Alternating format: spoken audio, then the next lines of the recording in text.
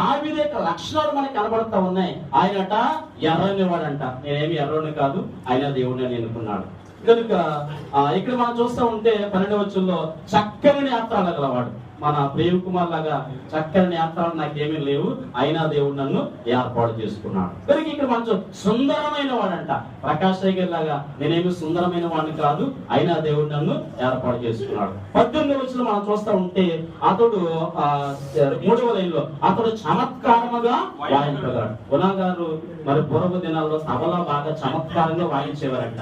అయినా నాకు ఆ చమత్కారం ఏమి కూడా లేదు. ఆయన బహుశూరుడు. మన మధ్యన జిల్లా ఎగ్జిక్యూటివ్ మెంబర్ చాలా సూరత్వం కలిగి ఉన్నారు. నాలో సూరత్వం కూడా ఏమీ లేదు. అయినా దేవుడిని ఏర్పాటు చేయాలి. మాట నేర్పరి జీవన్మూర్తి గారు నాకేమి మాటలు అయినా దేవుడిని ఏర్పాటు చేయాలి. రూపస్ అయిన వాడు మరి అయినా